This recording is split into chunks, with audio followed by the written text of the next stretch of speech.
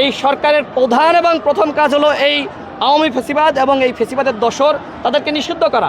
আপনি যদি এই কাজটি প্রথম না করেন তাহলে কিন্তু অনেক ক্ষতি হয়ে যাবে এবং এই সরকারের দুর্বলতা প্রকাশ পাবে। নতুন যে আপনার সরকার এসেছে আমরা তার প্রতিও আহ্বান রাখছি যে আপনারা সমস্ত সরকারি প্রতিষ্ঠান সচিবালয় থেকে শুরু করে সমস্ত সেক্টরকে আজকে আপনাদেরকে সংস্কার করতে হবে, 1 মাসের মধ্যে এটি করতে হবে।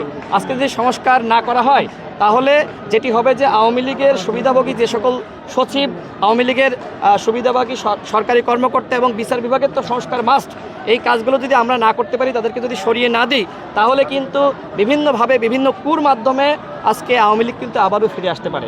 আওয়ামী লীগ এমন একটি দলে পরিণত হয়েছে তারা কোনোভাবেই বাংলাদেশে এই গুম খুনের পরে গণহত্যার পরে রাজনীতি করতে পারে না। সুতরাং এতদিন জামাতের বিরুদ্ধে যে মিথ্যা অভিযোগগুলো আনা হয়েছিল, জামাতের মতন দলকে দেখেন একটি গণতান্ত্রিক দল, সেই দলকে নিষিদ্ধ করা হয়েছিল। আমরা মনে করি জামাতের এই যে নিষিদ্ধ করা হয়েছে এটি অনতিবিলম্বে এই বিচার বিভাগ সংস্কারের মাধ্যমে তাদেরকে অবশ্যই এটি বাতিল করতে হবে। জামাত একটি গণতান্ত্রিক দল, সুতরাং কোনোভাবে এই দলকে নিষিদ্ধ করা যায় না। এই সরকারের প্রধান এবং প্রথম কাজ হলো এই আওয়ামী ফ্যাসিবাদ এবং এই ফ্যাসিবাদের দোসর তাদেরকে নিষিদ্ধ করা। আপনি যদি এই কাজটি প্রথম না করেন তাহলে কিন্তু অনেক ক্ষতি হয়ে যাবে এবং এই সরকারের দুর্বলতা প্রকাশ পাবে। সুতরাং আমরা জনগণের পক্ষ থেকে আহ্বান জানাচ্ছি, অবশ্যই আওয়ামী লীগকে অবশ্যই নিষিদ্ধ করতে হবে।